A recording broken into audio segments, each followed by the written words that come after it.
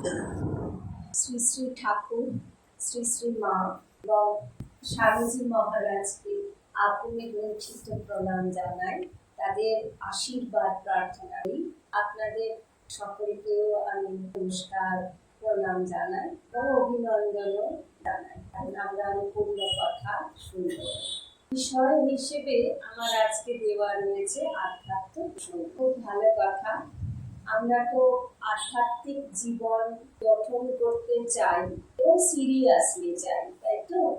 আর আমরা যুক্তিগতভাবে এটা এখন বিশ্বাস করেছি যে আমাদের এখন হাতে আর কিছু নেই, কারণ আমরা যেগুলোকে জীবনে গুরুত্বপূর্ণ বলে ছোট থেকে মনে করেছিলাম, সেগুলো পাওয়ার জন্য খুব চেষ্টা করেছিলাম বেশ কিছুকাল আগে থেকেই, অথবা অন্তত এখন এই স্টেজে দাঁড়িয়ে আমরা বুঝেছি যে আমাদের জীবনে ওই জিনিসগুলো, ওই যেগুলো আমাদের খুব কাম্য ছিল, প্রার্থিত ছিল, যেগুলোর জন্য আমরা প্রাণপণ চেষ্টা করেছি, সেগুলো আমাদের আর কোনো কাজে লাগবে না, কোনো প্রয়োজন নেই।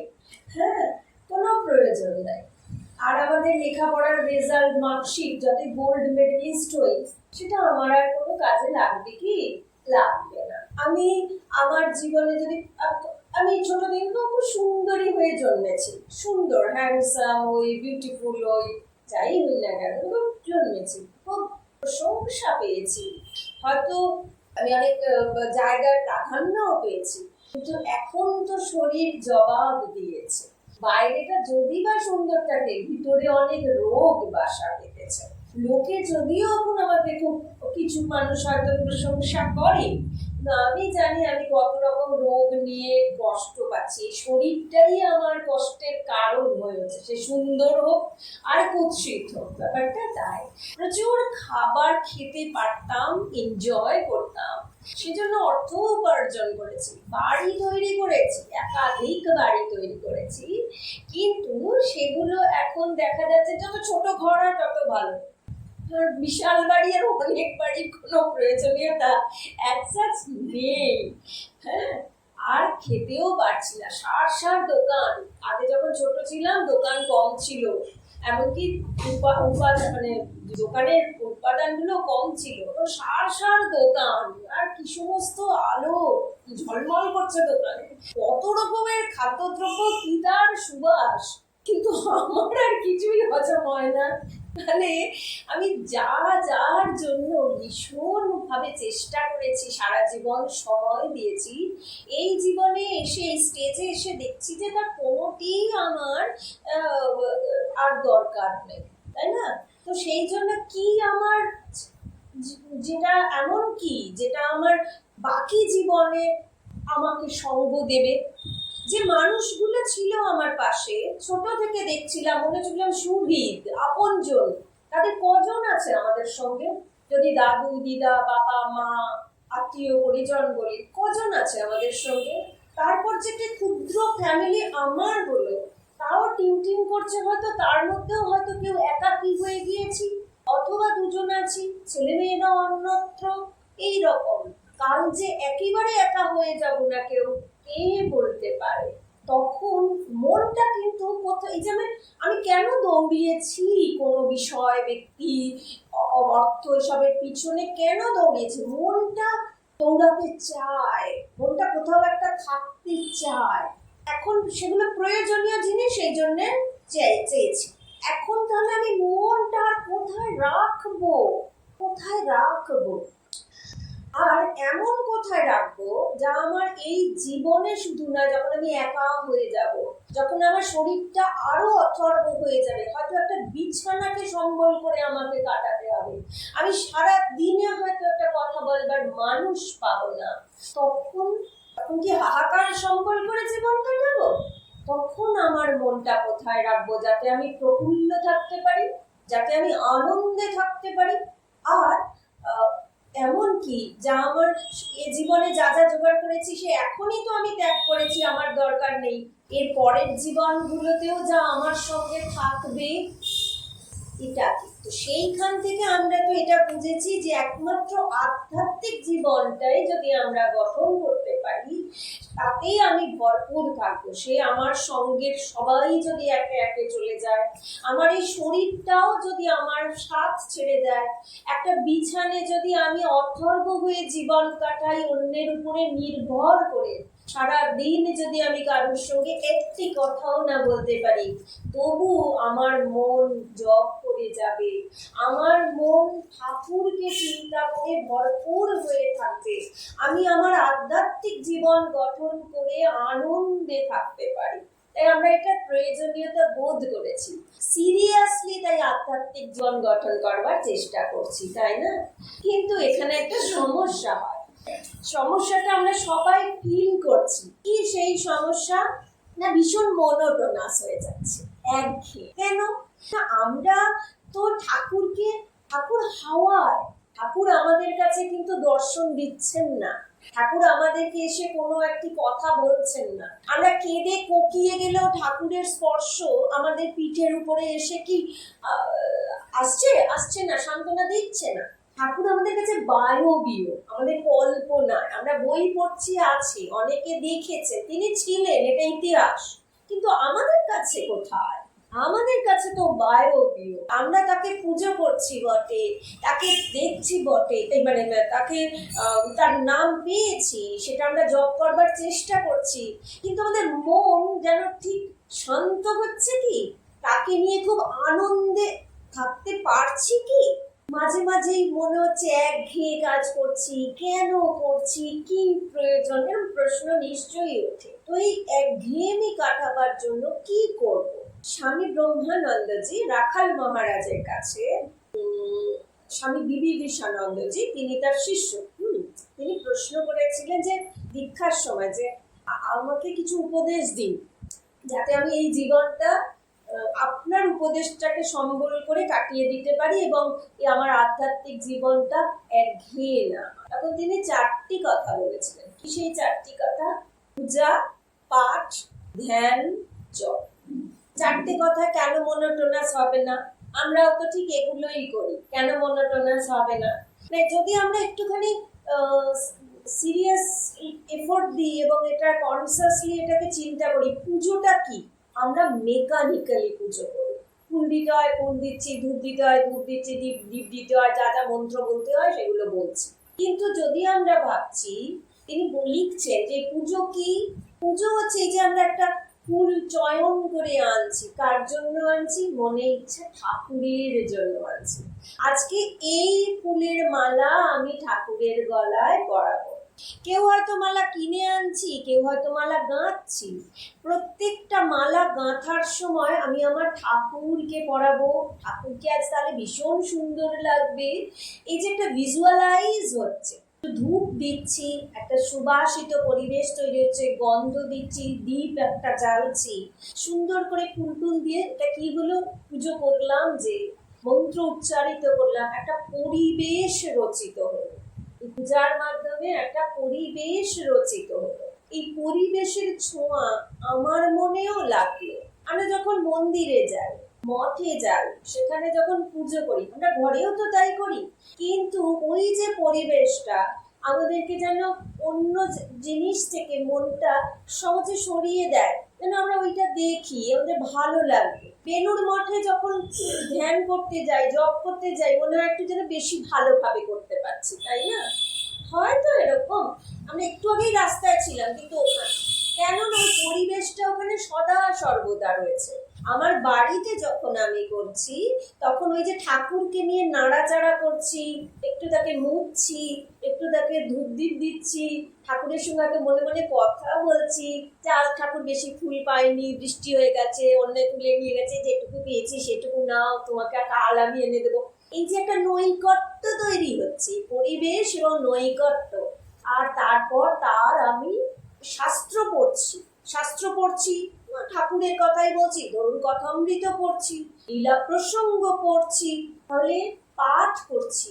এই পাঠের ফলে তার সঙ্গে আরো ঘনিষ্ঠতা। দেখবেন কাউকে যখন আমরা খুব ভালোবাসি, তখন না তার পুঙ্খানুপুঙ্খ জানতে ইচ্ছা করে। ধরুন কারোর সঙ্গে কারোর একটা অনুরাগ তৈরি হয়েছে, তখন কি কথা হয়, সারাদিন ধরে ফোনে তারা কি বলে, তুমি কি খেতে ভালোবাসো, তোমার কি পছন্দ, তুমি সকালবেলা কি করলে, কেন এরকম বলে, কেন এত বলা বলি হয় দুজনে, কেন কি তার পুঙ্খানুপুঙ্খ জানতে ইচ্ছা করে।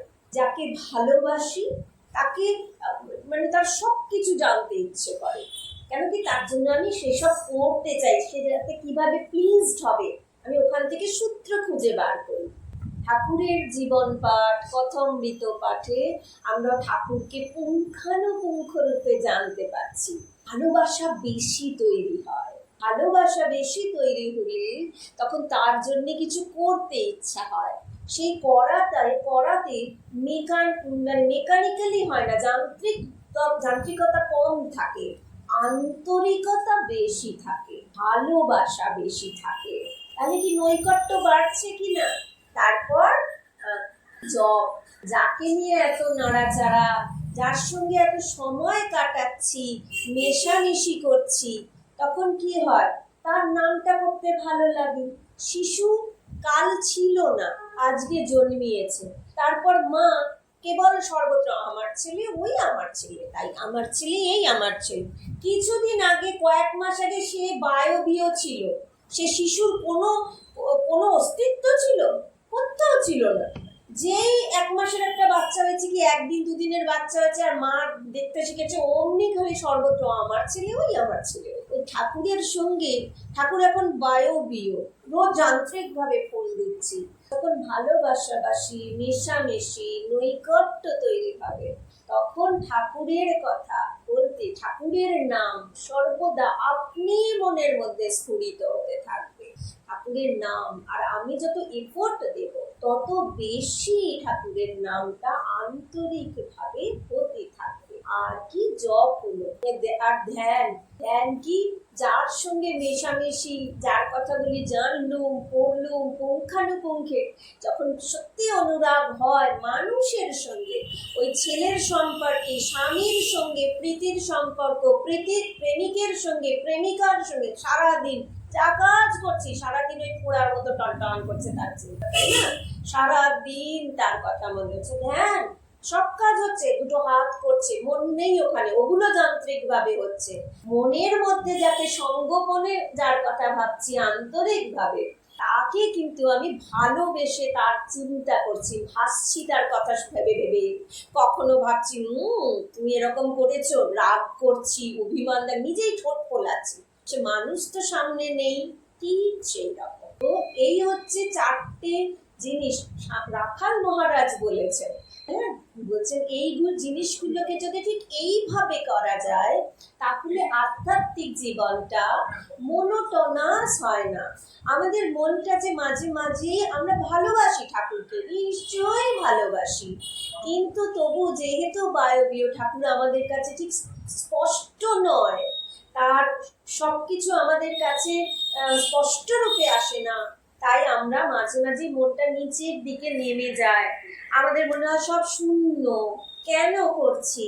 তো সেগুলো কিন্তু ওই ভাবটা কেটে যেতে পারে যদি আমরা এইভাবে চেষ্টা করি, সিরিয়াসলি আধ্যাত্মিক জীবন গঠন করতে পারি। তাহলে স্বামী চেতনানন্দজি না আমাকে না মানে একদিন বলেছিলেন যে উনি তো অদ্বৈত আশ্রমে থাকতেন, তো ছুটির দিন মানে রবিবার দিন তিনি খুব ইয়ং বেলায়, খুব ভোর বেলায় প্রথম বাস ধরে দক্ষিণেশ্বর চলে যেতেন। ওখানে গিয়ে সমস্ত মন্দির টন্দিরগুলো প্রণাম করতেন, ঠাকুর ঘরে বসে 2 ঘন্টা জপ করতেন, এসে ব্রেকফাস্ট করে কথামৃত করতে শুরু করতেন।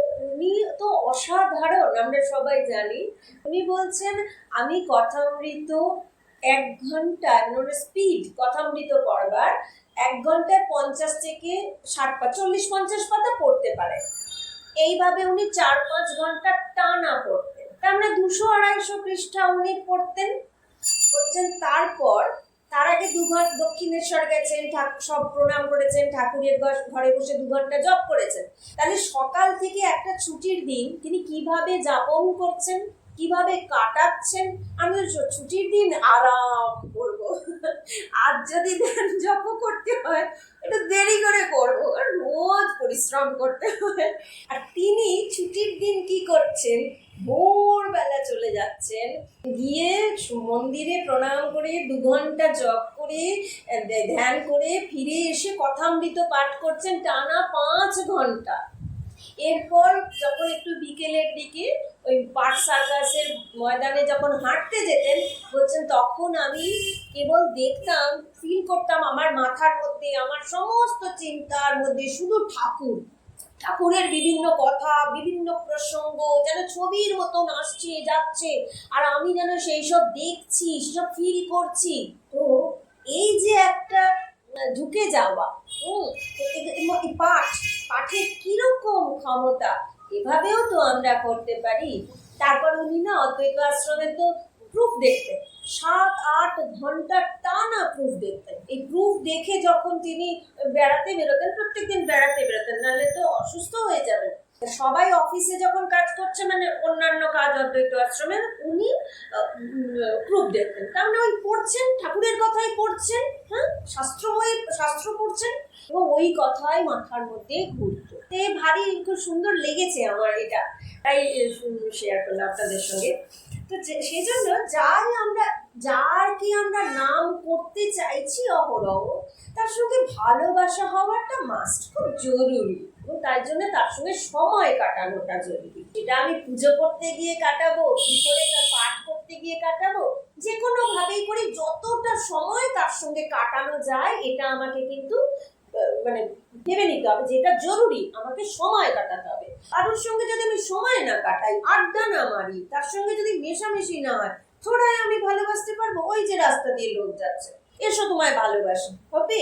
কোনোদিন আপনি পারবেন? হ্যাঁ আমি জানি ও ঠাকুরের, ওর মধ্যেও ঠাকুর আছে, আমার মধ্যেও ঠাকুর আছে, কিন্তু আমি তাকে ধরে এনে এসো তোমায় আমি বড় ভালোবাসি, কখনো হবে না। তার সঙ্গে মেশামেশি করতে হবে, তবে ভালোবাসাবাসি হয়। ঠাকুরের ক্ষেত্রেও সেম রুল। ঠাকুরের সঙ্গে মেশামেশি না করলে, সময় না কাটালে, আড্ডা না মারলে জমবে না, গাঢ় হবে না সম্পর্ক। কেমন করে তার নাম করবো, কেমন করে তাকে ধ্যান করবো? সেই জন্য গুরু বাক্য, মানে গুরু যা বলেন, যেমন আমরা দেখলাম রাখাল মহারাজ বলেছেন, তো সেই স্বামী বিবিদিশানন্দজি, তিনি তার সারা জীবন, স্বামী চেতনানন্দজি লিখেছেন, দেখবেন ওই প্রাচীন সাধুদের কথাতে, সারা জীবন তিনি ওই করে ভারী আনন্দে থাকতেন। এই তিনি যেতেন ঠাকুরের কাছে, গিয়ে বসতেন, আর কোনো মানে সবার যখন অন্য কাজ হয়ে গেল, উনি তখন খুব বৃদ্ধ, সেই সময় মন্দিরে গিয়ে বসতেন। মন্দিরে বসে আর তিনি পুজো করছে, যে মানে যে মহারাজ পুজো দেখতেন, এক মনে পুজো করা হয়ে গেল, চলে গেল, তিনি একাকী ওই মন্দিরে বসে বসে আর বই পড়তেন, ঠাকুরের কথা পড়তেন, পড়েই তারপরে আবার চুপ করে বসে ধ্যান করতেন, জপ করতেন, আবার একটু পরে আবার পড়তেন। এইরকম সারা দিন। দেখুন, তিনি বৃদ্ধ মহারাজ, তারও শরীরে অসুস্থতা আছে, তিনিও একাকী, তারও নিঃসঙ্গ বোধ হওয়া স্বাভাবিক, কিন্তু তিনি নিঃসঙ্গতা কাটাবার উপায় কি করে নিয়েছেন? এগুলো করে নিয়েছেন, আনন্দে আছেন। আমার গুরু বলেছেন, স্বামী চেতনানন্দজি যখন জিজ্ঞেস করেছে, উনি বলেছেন এই কথা, আমার গুরু বলেছেন আমি সারা জীবন ওইভাবে কাটাচ্ছি, আনন্দের সঙ্গে বলছেন।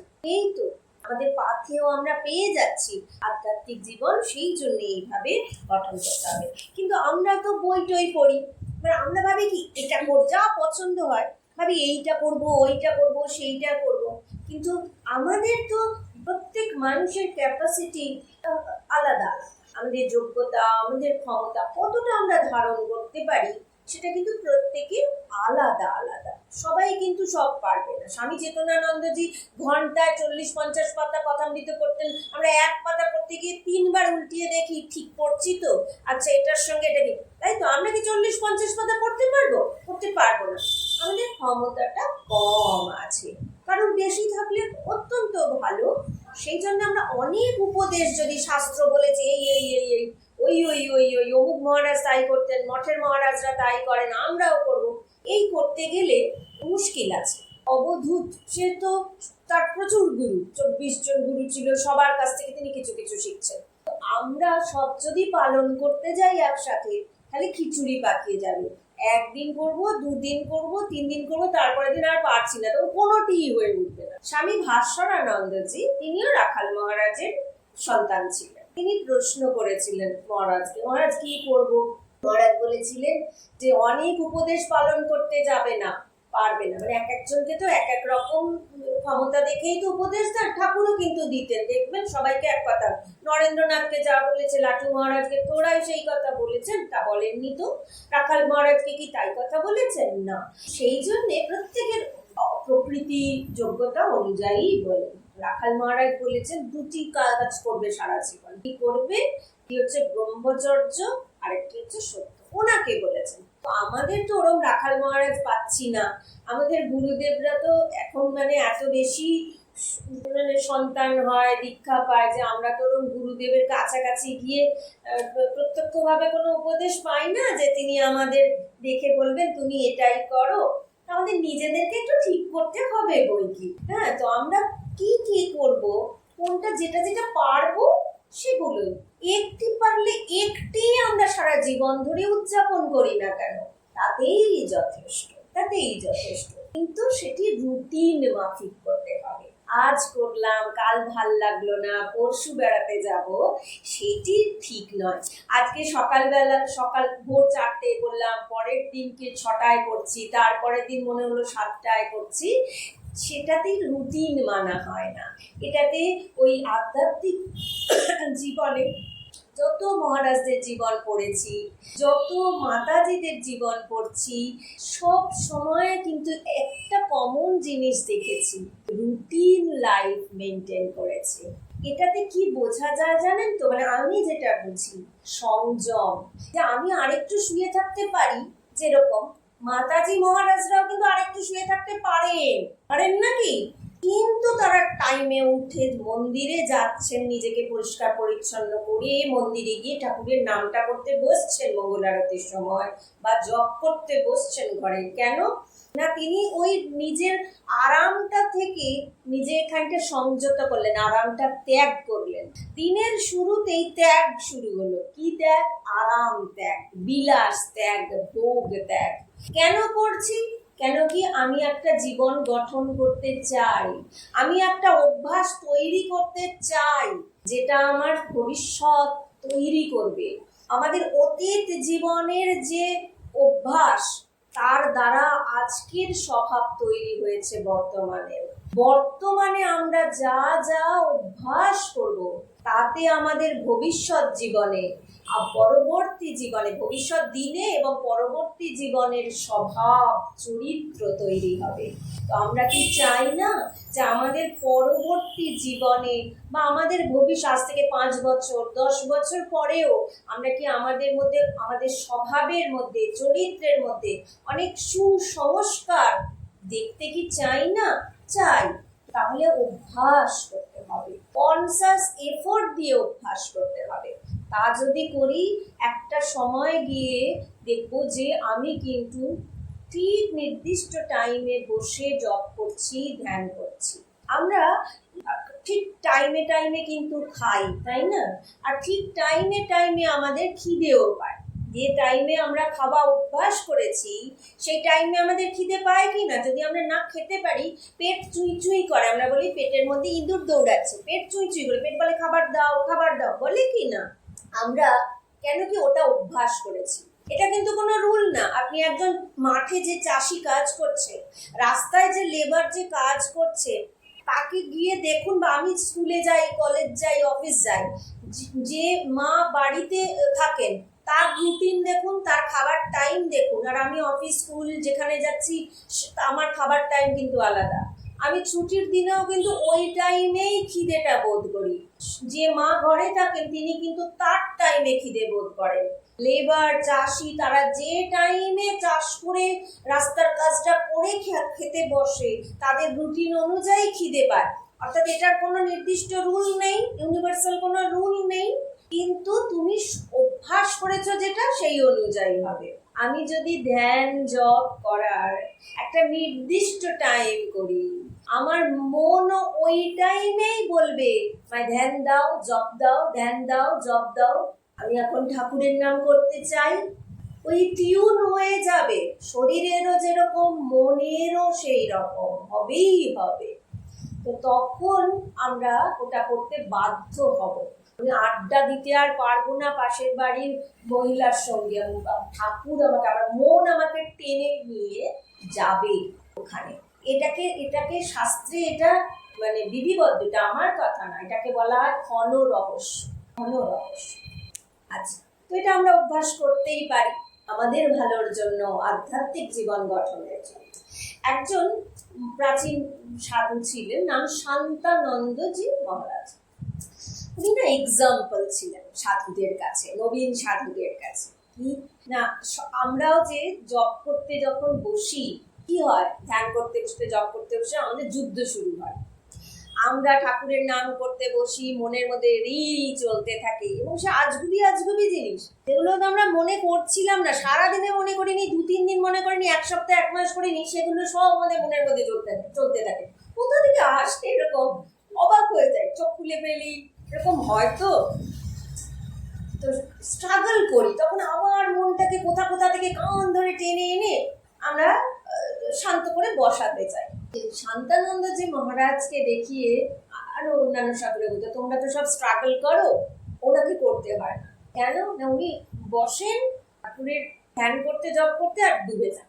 এখন এই যে ধ্যান করতে গেলে, জপ করতে গেলে আমাদের মনটা এমনি লাফাচ্ছে। কেন হচ্ছে বাসনা। মনটা অনেক উঠছে তো, বাসনার ঢেউ এমনি করে উঠছে তো। সারাদিন কত কি ভেবেছি। রাস্তা দিয়ে যাচ্ছিলাম, একটা জামার দোকান ছিল, এই জামাটা কি সুন্দর, কালকে ঝোলানো ছিল না, আজকে ঝুলিয়েছে, এই কাপড়টা কি সুন্দর, এটা ভালো। মা, এই মহিলা কিরকম একটা জামা পরেছে, ওটা ভালো লাগছে না। আচ্ছা, তারপরে হয়তো আজকে মিছিল বেরোচ্ছে, আমি যদি মুখ্যমন্ত্রী হতাম, প্রাইম মিনিস্টার হতাম, আমি অমুক করে দিতাম, সব শাস্তা হয়েছে।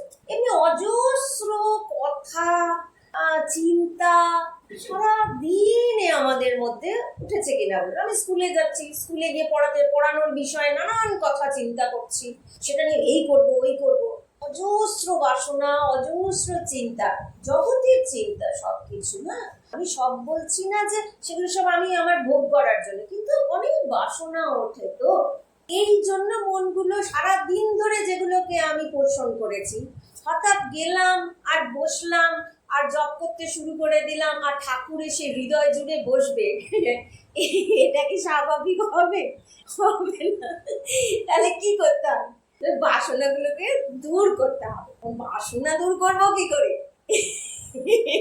তো মা তো বলেই খালাস যে ঈশ্বরের কিরকম, মা বলছে নির্বাসনা হোক। কিন্তু কি বললেন নলিনী দিদিকে, যে তুই কি প্রার্থনা করবি? বলে ভক্তি প্রার্থনা করবো, মুক্তি প্রার্থনা করবো, অমুক তমুক বড় বড় কথা বলছে। মা কি বললেন, না রে না, নির্বাসনা। মানে এমনি করা খুবই মুশকিল, ও প্রার্থনা করে পেতে হয়। তাহলে কি চেষ্টা করবো না? না, চেষ্টা করতে হবে, খুব চেষ্টা করতে হবে। ওর নাম অধ্যাবসায়। বারবার মন ভেঙে যাবে, তলিয়ে যাবে। ওই সেই হনুমান আছে না, সে আমরা অঙ্কের বইয়ে পড়তাম কেশবচন্দ্র নাগের, যে তেল মাখানো পাইপ, একটা হনুমান উঠছে আর খালি নিচের দিকে নেমে, আচ্ছা বাঁশ পাইপ না, তেল মাখানো বাঁশ পাইপ চৌবাচ্চা, যাই হোক, তা ওই হনুমান। আমাদের মন তো ওরকম উঠছে আর নেমে পড়ে যাচ্ছে স্লিপ খেয়ে। কিন্তু আমাদের কি হোপ ছাড়লে চলবে? চলবে না। আমাদের গিভ আপ করলে চলবে না, আমাদের অধ্যাবসায়ের সঙ্গে লেগে থাকবে। আমাদের একটা তো খুব সুন্দর উপকথা আছে, টিপ টিপ পাখির কথা। সে ছোট্ট একটুখানি টিপ টিপ পাখি সমুদ্রের পাড়ে থাকে, ডিম পেড়েছে স্বামী স্ত্রী মিলে সমুদ্রের পাড়ে পাথরের পাশে। আর ভয়ঙ্কর সমুদ্র, মস্ত বড় বড় ঢেউ এসে সে ডিম নিয়ে চলে গেছে সমুদ্রের পেটে। টিপ টিপ পাখি স্বামী স্ত্রী তারা ঘুরে এসে দেখে তাদের ডিম নেই, তাদের ছোট ছানা হবার কথা ছিল, কিন্তু ডিম নেই। তাহলে কি করবে? বলে কে নিয়েছে? নিশ্চয়ই সমুদ্র নিয়েছে। সমুদ্রকে শোষণ করবো, তার প্রতিজ্ঞা করছে, সমুদ্রকে শোষণ করবো আর ডিম তুলে আনবো। ছোট্ট একটুখানি পাখি, তারা সমুদ্র শোষণ করবে? এত বড় হাস্যকর কথা, অসম্ভব কথা। আমাদের কাছে এরকম ব্যাপার, আমরা ঠাকুর হতে চাইছি। আমরা কি হতে চাইছি?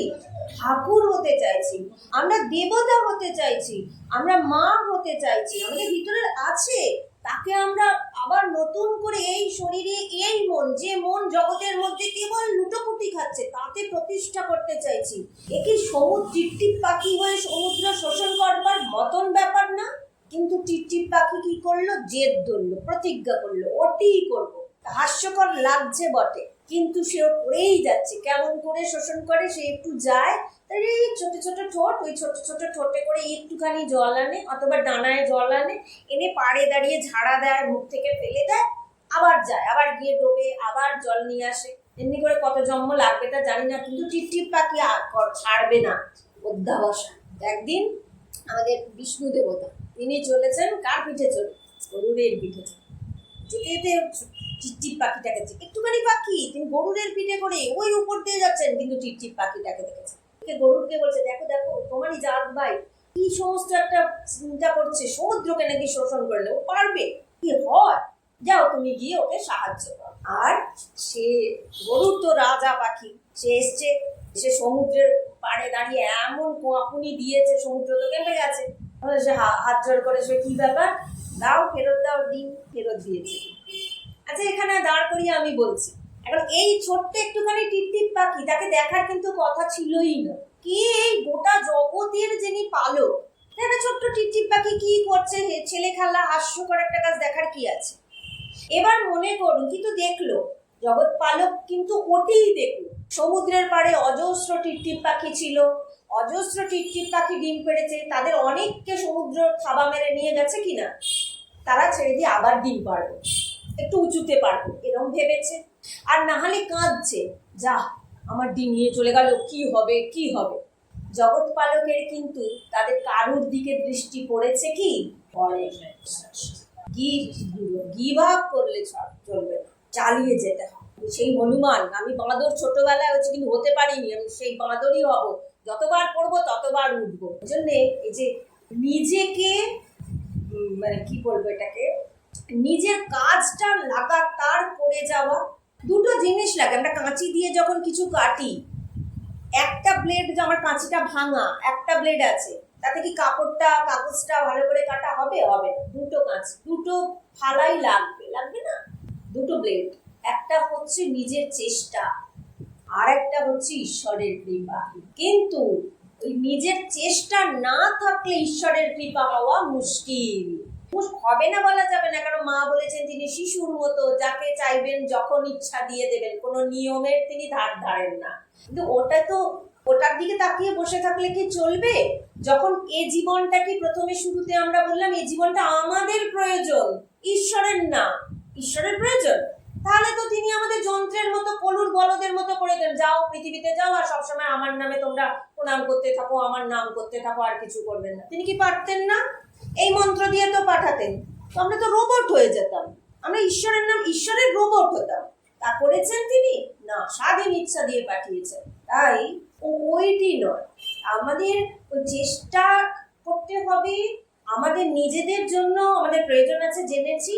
আর কি করতে হবে? নিজের লাগাতার চেষ্টা, মানে সমুদ্রকে শোষণ করবার মতো এত বড় চেষ্টা হোক, কিন্তু করে যাব, তবে ঈশ্বরের কৃপা হবে, তবে আমরা কিন্তু আমাদের কাজে, মানে আধ্যাত্মিক জীবন গঠনে সাকসেসফুল হব, সফলতা পাবো, তাই না? কিন্তু এই বাসনা, আমরা তাই চেষ্টা করবো, কিন্তু বাসনা যাওয়া তো খুব মুশকিল। তো স্বামী বিদ্যারণ্য মুনি, তিনি আমাদের একটা খুব সুন্দর উপদেশ দিয়েছেন। কি সেই উপদেশ দিয়েছেন? তিনি বলছেন যে পঞ্চদশীতে বলছেন, বুদ্ধ তত্ত্বেন একান্ত বাসেন তাহলে মনোরাজ্য বিজয়। বুদ্ধ তত্ত্ব, আমরা এই যে এত কিছু জানলাম যে আমাদের স্পিরিচুয়াল লাইফ গঠন করতে হবে, কারণ কি তার এই প্রয়োজন। আমরা ঠাকুর হতে চাইছি, ঠাকুরকে দর্শন করতে চাইছি নিজেদের ভিতরে, সেটাই তো আত্মদর্শন, তাই না? ঠাকুরের নিজের কথা, যে নিজের ইষ্ট আর ব্রহ্ম বা আত্মদর্শন, যেটা বেদান্তের ভাষায় যে আত্মদর্শন, নিজের আত্মদর্শন আর নিজের ইষ্ট দুই এক, এটা ঠাকুরের নিজের কথা। গঙ্গাধর মহারাজের স্বামী অখণ্ডানন্দ স্মৃতি কথাতে আপনারা এই কথা পাবেন, ঠাকুরের কথা। তাহলে আমরা আত্মদর্শন করতে চাইছি, আমরা ব্রহ্মস্বরূপ হয়ে উঠতে চাইছি, ইষ্টকে দর্শন করতে চাইছি, তার মতো হতে চাইছি। তো এটা সহজ কথা নয়। তো সেটা আমরা জেনেছি, যেটা করতে হবে এটা হবে। এটা কি দিয়ে বুঝলাম? বুদ্ধি দিয়ে বুঝলাম। এটার জন্য হচ্ছে একান্ত বাস। একান্ত বাস, ঠাকুর যেটাকে বলছে নির্জন বাস। এই নির্জন বাস কি শুধু আমরা একটা বনে জঙ্গলে চলে গেলাম তা না, সেখানে গিয়েও সংসার ঘোরে, তাই না? তো তাহলে একান্ত বাস, ধরুন পুজোর ঘর, আমি ধ্যান জপ করতে বসছি, তখন আর কেউ নেই, সেখানে শুধু আমি রয়েছি আর ঠাকুর রয়েছে, যার আমি নাম করব, আমি জপ করব, তিনি রয়েছে। তা আমি কাউকে তারপর আমি চোখ বন্ধ করি, তাই তো? তা তখন আমার এই যে আমি কাউকে দেখতে পাচ্ছি না, কাউকে দেখতে পাচ্ছি না। আমাদের মনোরাজ্যের, এই যে মনোরাজ্য বিজয়, মনোরাজ্যের 4টে দরজা রয়েছে। 4টে দরজা দিয়ে মন পালিয়ে যায়। যে চঞ্চল মন এই বাসনার দ্বারা আক্রান্ত হয় এই 4টে দরজা দিয়ে। কি সেই 4টে দরজা? একটা হচ্ছে দেখা, চোখ, একটা কান, একটা কথা বলা, বাক্য, আর একটা হচ্ছে মন নিজে। তাহলে দেখা, শোনা, কথা বলা, আর হচ্ছে মন। ঠিক আছে, মনে ছবি আছে তো? হ্যাঁ, মনে তো অনেক ছবি পড়েছে, অনেক ছবি পড়েছে, তো মনের মধ্যে সেগুলো তো আছে। এগুলো হচ্ছে দরজা। একান্ত বাসনা মানে ওই দরজাগুলোকে সব বন্ধ করে দেয়। আমি যখন এরকম একা পুজোর ঘরে, সেটা আমি ভিড়ের মধ্যেও যদি অভ্যাস করি একান্তবাস হতে পারে, কিন্তু জানতে হবে তো যে কিভাবে হবে, কি করব না। ওই ওই যখন আমি ধরুন পুজোর ঘরে বসে আছি, আমি ধ্যান জপ করতে যাচ্ছি, আমি একা আছি, চোখ বন্ধ করে দিয়েছি, তা আমি কাউকে দেখতে পাচ্ছি না, তা আমার একটা দরজা বন্ধ। আমি কারুর কোনো কথা শুনতে পাচ্ছি না, কান বন্ধ। আমি কেউ নেই আমার সামনে, তাই কথাও বলছি না, বাক্য বন্ধ। এবার তাকে 3টে দরজা অটোমেটিক্যালি বন্ধ হয়ে যাবে, তাই না?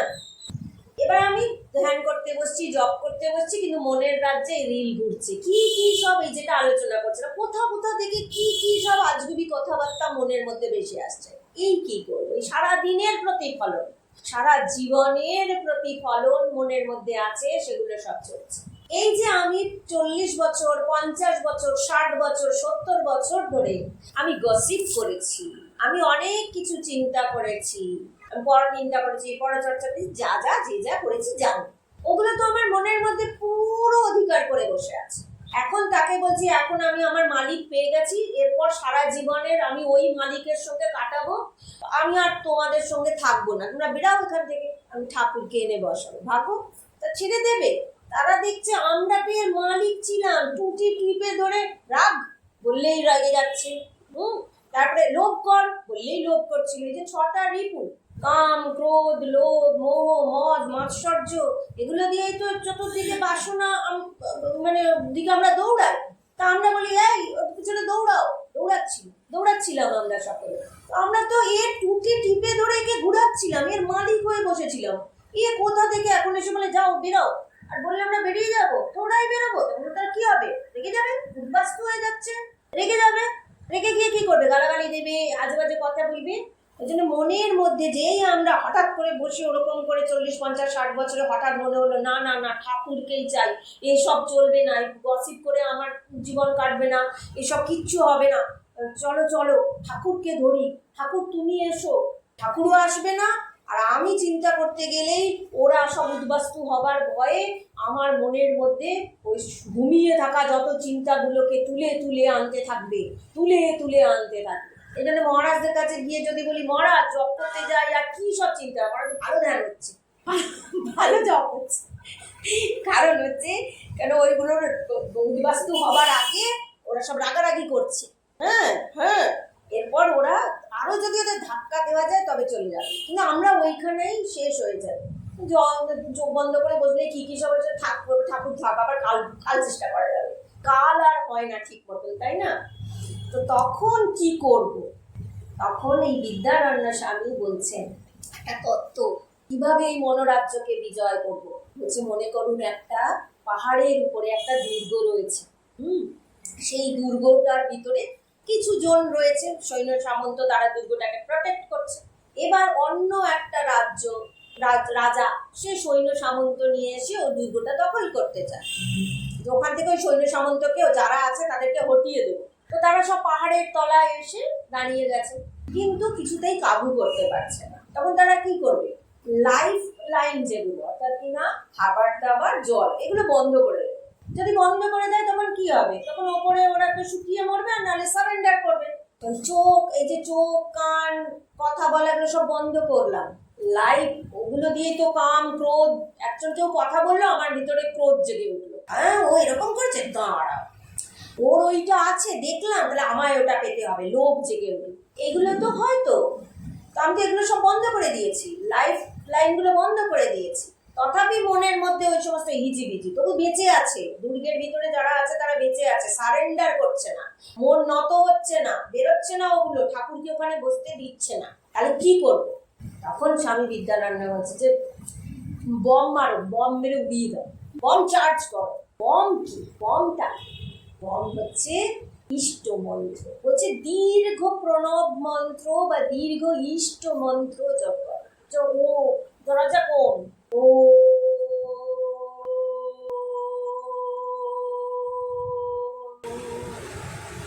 আবার যদি আমরা করি, আবার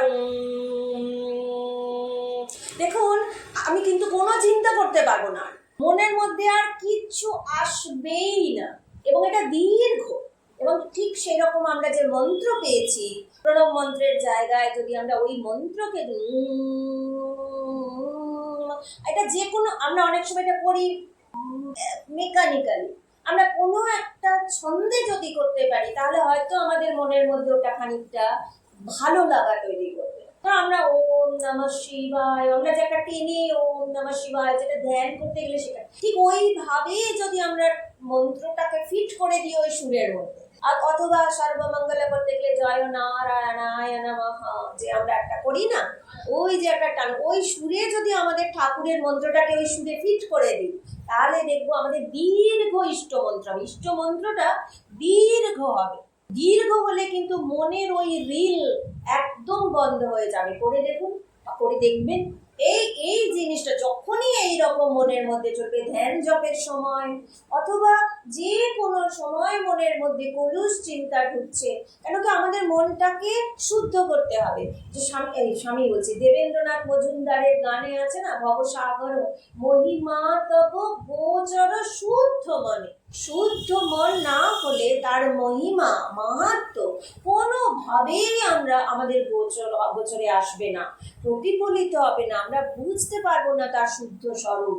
তাহলে কলুষিত করতে হবে। তো যখন কিছুতে আমরা বম চার্জ করতে হবে, চোখ কান না মুখ আমরা বন্ধ, কারোর সঙ্গে কথা বলবো না, আজকে কারোর সঙ্গে গসিপ করবো, শুধু কাজের কথা চিন্তা করবো, আর কিছু চিন্তা করবো না, সারাদিন কাজ করবো। কিন্তু এমনই টান, পূর্ব সংস্কার আমাদের এমন আমরা অভ্যাস বানিয়েছি, একেবারে ডুবে যাব। কোথায় যে সারাদিন জব করবো ভাবছিলাম, কোথায় যে ঠাকুর গায়েব হয়ে গেল কে জানে। তো যদি একটুখানিও মনে পড়ে, কিন্তু চতুর্দিকে সবাই বলছে আর আমার জীবের মধ্যে দিয়ে লাল ঝরে পড়ছে, তো তখন একবারে বম চার্জ করে মনের মধ্যে ইষ্টমন্ত্র, দীর্ঘ ইষ্টমন্ত্র, দীর্ঘ ওম। তাহলে কিন্তু মনে মনে, তাহলে এই শ্বাসের সঙ্গে মনের কানেকশনে মাথাতেও তো অক্সিজেন যেতে হবে, মনের মধ্যেও তো সেটা, সব কিছু বন্ধ হয়ে যাবে দুয়ার। মন রাজ্য এইভাবে বিজয় করা সম্ভব। আর স্বামী বিদ্যারণ্য উনি বলছেন, খুব সুন্দর কথা বলেছেন, আমার খুব ভালো লেগেছে। তবেই মনে শান্তি আসবে। ঠাকুরের মন্ত্রের খুব শক্তি, ঠাকুরের এটা যে শুধু যান্ত্রিকভাবে করলেই হবে না, ঠাকুরের মন্ত্রের খুব শক্তি। যে করেছে, যে ঠাকুরের কাছে এসেছে, ঠাকুর আমাদেরকে কি বলছেন, যে ঠাকুর আমাদেরকে 5টা জিনিস বলেছেন। কি বলেছেন? সাধু সঙ্গ, নাম গুণগান, সদসদ বিচার, নির্জন বাস আর ব্যাকুলতা। তাই বলেছেন। তো এই 5টা কথা বিভিন্ন সময় তিনি বলেছেন আর কি। তো এই যে যখন নাম গুণগান যদি আমরা এইভাবে করতে পারি, এবং তার সঙ্গে সব থেকে আসল কথা কি, ব্যাকুলতা, ভালোবাসা। ভালোবাসা না এলে তো ব্যাকুলতা, কারোর জন্য আপনি ব্যাকুল হবেন। ওকে একই সঙ্গে যাচ্ছে ধরুন গাড়িতে, ওই যে যারা প্লেনে মারা গেছে, তো আপনি শুনেছেন আহারে মারা গেল এতগুলো লোক, আহা। এখন ওইখানে ওই প্লেনে যদি আমার বাড়ির কেউ থাকতো, আমার স্বামী, আমার ছেলে, আমার আত্মীয়, আমার প্রিয়জন, তাহলে কি আপনি শুধু শুকনো মুখে আহা এই করতে পারতেন? আপনি এবারে আছাড়ি বিছাড়ি খেতেন, আকুলি বিকুলি করে কাঁদতেন। তো ওই ওই যে ভালোবাসা থেকেই ব্যাকুলতা আসে। ব্যাকুলতা কিন্তু ভালোবাসা ছাড়া কখনো হয় না। তাই আধ্যাত্মিক জীবনে এই ব্যাকুলতাটা হচ্ছে আসল জিনিস। এই জন্যে এই যে আমাদের মন্ত্র, ঠাকুরের মন্ত্র যত ভালোবেসে আমরা নিতে পারি, ইষ্টকে যত আমরা তার সঙ্গে সময় কাটিয়ে আমরা তার সঙ্গে তাকে নাড়াচাড়া করে যত আপন করে নিতে পারবো, তত আমাদের মধ্যে মন্ত্রের শক্তি কাজ করবে, আমাদের মনে শান্তি আসবে। তবে এই যে এখন অন্ধকার দেখছি, সবকিছুই করছি, হ্যাঁ, কিন্তু আমরা যেন সুখ, এটাতে সুখ পাচ্ছি না, তার থেকে বরং অন্য কিছুতে সুখ পাই কিনা। কারণ কি, এটাতে আমরা অতটা সুখ পাচ্ছি না। তুলনামূলকভাবে ওটা আমার কাছে অনেক স্পষ্ট। ওটা আমি খেলে আমার জিভটায় আনন্দ হচ্ছে, ওটা পড়লে আয়নায় নেড়ে চেড়ে দেখে আমার কি সুন্দর লাগছে, একটা ফিলিংস হচ্ছে, একটা ভালো লাগছে, একটা ভালো লাগে। কিন্তু ঠাকুরের নামের জপে সবসময় যে ওরকম ভালো লাগছে তা কিন্তু নয়। তো সেই জন্যে আমাদেরকে এইভাবে যদি আমাদের আধ্যাত্মিক প্রথমে বিশ্বাস করতে হবে। কেন করব? কেন যদি একবারে বিশ্বাস করে নিই এবং জেনে নিই আমার উদ্দেশ্যটা এটাই, তাহলে অধ্যাবসায়ের সঙ্গে লেগে যেতে হবে টিপটিপ পাখির মতো। আর লেগে গেলে তার কৃপা পাওয়া যাবে, তখন তত্তর করে এগিয়ে যাবে। তার আগে যতবার পড়বে, স্বামী ব্রহ্মানন্দ মহারাজকে জিজ্ঞাসা করা হয়েছিল কোনো এক তার সন্তান, মহারাজ আধ্যাত্মিক জীবন মানে কি? স্পিরিচুয়াল লাইফ মানে হলো স্ট্রাগল স্ট্রাগল স্ট্রাগল, এছাড়া আর কিছু না। কিন্তু আশা ছাড়ে না, স্ট্রাগল স্ট্রাগল, এই যে মনের মধ্যে যা কিছু হচ্ছে, যা হচ্ছে, স্ট্রাগল করো ওর সঙ্গে, ওগুলোকে তোমাকে বধ করতেই হবে। এটাই হচ্ছে আধ্যাত্মিক জীবন গঠন করবার একমাত্র উপায়। এই করতে করতে যখন আমার অধ্যাবসায় দেখে কৃপা হবে ঠাকুরের, আর কৃপা হলে ক্যাচ ক্যাচ করে আমি আমার এই সংস্কারগুলোকে কেটে ফেলতে পারবো, তখন এই অন্ধকার যে চলছে এখন, অন্ধকার, এক সময় ব্যাকুলতা, এই কিছুটা ব্যাকুলতা এসছে, কিছুটা ভালোবাসা হচ্ছে। তা না হলে তো এই যে মানুষগুলো চলে যাচ্ছে, তারা কোথায় কোথায় যাচ্ছে, কি কোথায় কোথায় কি কাজে যাচ্ছে জানি না, কিন্তু কোথায় কোথায় যাচ্ছে, তারা তো এই ঘরটায় নেই, তারা তো এই ঘরটায় আসেনি। এই গরমের দিনে ঝড় জল বৃষ্টিতে আপনারা যে এসে বসেন, তারা কিন্তু এইখানে নেই, আপনারা এসছেন। কিছু না কিছু ভালোবাসা কোনো না কোনো জন্ম থেকে তৈরি হয়েছে বলে আমরা আজকে এখানে এসেছি। আরো ভালোবাসাবাসী দরকার, তাহলেই দেখা যাবে যে আমরা একান্ত। তবে ওই পূর্ব, এখন খিদেটা বেড়েছে, খিদেটা হয়েছে, খিদেটা আরো বাড়বে। খিদেটা আরো বাড়লে এই অন্ধকার, খিদা অন্ধকার বাড়তে থাকলে তার ঠিক পরেই ঠাকুরের সঙ্গে ভালোবাসা উদ্বাসী হলে, ঠাকুর যেমন বলেছেন যে পূর্ব আকাশে লাল রং ধরা মানে আলোর শুরু, আলোর শুরু। আধ্যাত্মিক জীবনে আলো আসছে, ভোর আসছে, কিন্তু খিদেটা তৈরি করা যায়, খিদেটা তৈরি, তবে মনে শান্তি আসবে। আধ্যাত্মিক জীবন গঠনে আমরা সৌন্দর্য, সফলতা দেখতে পাবো। আমি জানি না এখানে পদ্মরানীর কথা বলেছিলাম কি পদ্মরানী সে কি, সে কিন্তু তার জীবনে একজন পতিতা, একজন দেহ ব্যবসায়ী, এবং সে একজন মস্ত জমিদারের রক্ষিতা হয়ে জীবন কাটাচ্ছে। কেমন সে কোথা থেকে ঠাকুরের কথা শোনাটা খুব স্বাভাবিক, কেন কি আড়িয়াদহে থাকতো, আড়িয়াদহে তো ওইখানে তো কৃষ্ণ কিশোরটা সব ওইখানকার, ঠাকুরের কথা শোনা খুবই স্বাভাবিক, বহু লোক আসে। সে পতিতা, কিন্তু তারও খুব ইচ্ছা ঠাকুরের কাছে আসে, ঠাকুরের কথা শুনেছে, পুরীকে দেখেছে, দূর থেকে দেখেছে, আর সবাই ঠাকুরের কাছে আসে, আর কিরকম সব ভক্ত, কেমন সব রমণীরা আসে, নিজের জীবন চিন্তা করে, আমি কিরকম, আমি পতিতা, আমি রক্ষিতা। তখন তার নিজের মনে খারাপ লাগে, সে তখন বিশ্বাস করে আমার ভালো জীবন চাই, আমার ভালো হতে হবে। তার জন্য কাকে চাই? ঠাকুরকে চাই, ঠাকুরের উপদেশ চাই। ওই যে আমি কংক্রিট, আমাকে ধারণা হতে হবে যে আমি কেন আধ্যাত্মিক জীবন গঠন করব, কেন আমার জীবনে ঠাকুরকে প্রয়োজন। পদ্মরানী সেটা সেটেল হয়ে গেল, ঠাকুরকেই চাই, জমিদারকে চাই না। জমিদারকে দিয়ে আমার সারা বুড়ো হয়ে গেলে জমিদার দেবে, চুড়ে বার করে দেবে রাস্তায়, সারা জীবন দেখবে আজ রূপ আছে, যৌবন আছে, তাই দেখছে, তাই মানুষজন আসছে, কালকে থাকবে না, দূর করে দেবে ঠাকুর চিরজীবনের জন্য তার উপর। কিন্তু সব ছেড়ে বেরোতে পারে না, কেন? তার একটা মেয়ে আছে, সে মেয়ে খুব সুন্দর দেখতে। আমাদের পদ্মরানী নিশ্চয়ই খুব সুন্দরী, তা না হলে কেউ এই ব্যবসায় কোনো জমিদার তাকে রক্ষিতা করবে না, করবে কি? করবে না। আর সে ধন মান পাচ্ছে না, কিন্তু ধন পাচ্ছে, আরাম সুখ পাচ্ছে। একজন জমিদার গিন্নি আর তার মধ্যে তো খুব একটা পার্থক্য নেই, শুধু জমিদার গিন্নির সম্মান আছে, তার সম্মান নেই, তাই তো? তো সে কিন্তু এই সব ত্যাগ করতে রাজি ঠাকুরের জন্য, তাহলে কি তার ঠাকুরকে চায়। দেখো সেটেল হয়ে যাচ্ছে ধীরে ধীরে, স্ট্রাগল করতে হচ্ছে, স্ট্রাগল আরো আছে। আমার কি ছাড়তে হবে, কি এই সমস্ত এই যে আরাম বিলাসে আমি আছি, আমার ছাড়তে হবে। আমি ভালো খেতে পারি, ছাড়তে হবে। আমার চাকর বাকর আছে, ছাড়তে হবে, সব ছাড়তে হবে, কিন্তু আমি ছাড়তে রাজি, আমি ছেড়ে দেবো। স্ট্রাগল করছে, এটা কি একদিনে হয়েছে? স্ট্রাগল করে করে হয়েছে। কতবার মনে হয়েছে না না যাবো না, আমার তো কিরকম সবাই আমাকে কত ভালো করে রেখেছে, আমি রাস্তায় গিয়ে দাঁড়াবো, কি করে খাবো, যাবো না, ঠাকুরকে দরকার নেই। আবার স্ট্রাগল করেছে, না ঠাকুরকেই দরকার, আমি সব ছেড়ে দেবো, যে কোনো ভাবে করবো। কিন্তু তখনও স্ট্রাগল শেষ হয়নি, তার একটা ছোট মেয়ে আছে। তো আমি যদি আজকে রাস্তায় গিয়ে একা দাঁড়াই, আমার মেয়েও তো দাঁড়াবে। ও কি আমার মতো সেই খেতে পাবো না, ও সুন্দর দেখতে, ও কি আবার সেই এই জীবনেই আসবে? তাহলে আর লাভটা কি হলো? তাহলে আমি যা করছি করি, এরকম স্ট্রাগল। একদিন শুয়ে আছে, কিন্তু খুব স্ট্রাগল চলছে, একদিন শুয়ে আছে, দেখছেন ঠাকুর, জ্যোতির্ময় রূপ, ঈশ্বরের কৃপা। মনের মধ্যে কত অধ্যাবসায়, টিপটিপ পাখি, টিপটিপ পাখি পতিতা রমণী ঠাকুরকে পেতে চাইছে। আপনি আমি তো অনেক ভালো, অনেক উপরে স্টেজে, তাই না? আজকে এখানে এসে ঠাকুরের কথা শুনতে ইচ্ছা হচ্ছে, পতিতা রমণী ঠাকুর পেতে চাইছে। টিপটিপ পাখির সমুদ্র শোষণ নয় কি? কিন্তু অধ্যাবসায় কত স্ট্রাগল, তাই ঠাকুরের কৃপা। ঠাকুর বলতে এসছেন স্বপ্নে, বলছেন যেন ডাকছেন, দক্ষিণেশ্বরে আয়, দক্ষিণেশ্বরে আয়, ফলমূল নিয়ে চান টান করে। নাহলে সাহস হবে কি করে, ঠাকুর যদি না ডাকে?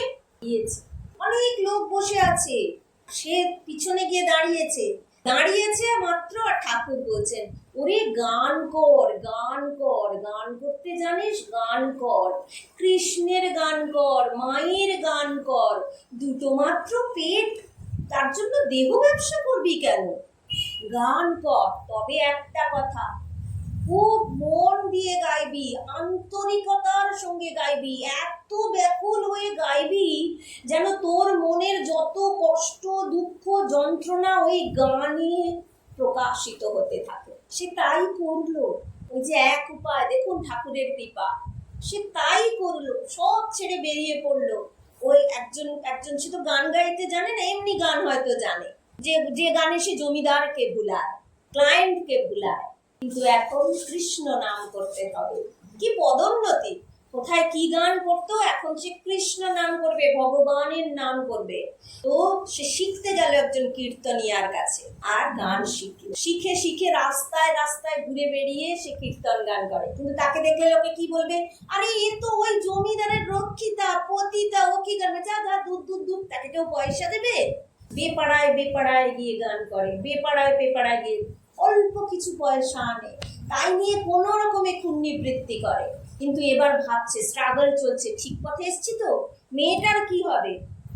মেয়েটা একটাই তার পিছু টান, একটাই তার চিন্তার ব্যাপার। ঠাকুর সব ব্যবস্থা করে দেন, জানেন তো। হঠাৎ অসুখ করলো, কিশোরী মেয়ে, সদ্য যুবতী হতে যাচ্ছে, সুন্দরী মেয়ে, দুম করে মরে গেল। অন্যায় হলো, ঠাকুর খুব কষ্ট দিলেন, ঠাকুর পথ সাফা করে দিলেন, পথ সাফা করে দিলেন। এবার সে গান করে, তার মনের ঠাকুর কি বলেছে? এমন আন্তরিকতার সঙ্গে গাও যেন তোমার মনের সব দুঃখ, যন্ত্রণা, কষ্ট সেই গানের মধ্যে দিয়ে প্রকাশিত হয়। সেই হতে লাগলো, সারা জীবন পদ্মরানী তাই করতে লাগলো। এবং একটা সময় মানুষের সেই গান শুনতো আর ঠাকুরের নাম শুনে তাদের চোখে জল আসতো। এখন পদ্মরানীকে দেখে সেই জমিদারের কথা, তার পতিতাবৃত্তির কথা, নষ্টামির কথা আর কিচ্ছু মনে পড়ে না। এখন পদ্মরানীকে দেখলে শ্রীকৃষ্ণের কথা মনে পড়ে, মায়ের কথা মনে পড়ে। বড় বড় সভায়, মন্দিরে পদ্মরানীকে ডেকে নিয়ে যায়, ওগো একটু কীর্তন করবে, ওগো একটু শ্যামা মায়ের নাম করবে, গান করবে। দেখুন কি হয়ে গেল? ওই পদ্মরানী, আর সে ওই ভিক্ষা করে এনে ঠাকুরের ওই দক্ষিণেশ্বরের ঘরের সিঁড়ির তলায় বসে থাকতো আর গান গাইতো, জানেন তো? একদম শেষ সময় কিরকম ঠাকুর, ঠাকুরের নাম করে মানে ডেকে নিয়ে গেছে একটা সভায় যে আজ তুমি নাম করবে, তো কীর্তন করছে হরি বল হরি বল হরি বল। শেষ। ঠাকুরের নাম করতে করতেই রামকৃষ্ণ লোকে এই হচ্ছে স্পিরিচুয়াল লাইফ গঠন। এই জন্য এই রূপান্তর চাই আমাদের। সকলের মঙ্গল হোক। জয় ঠাকুর, জয় মা, জয়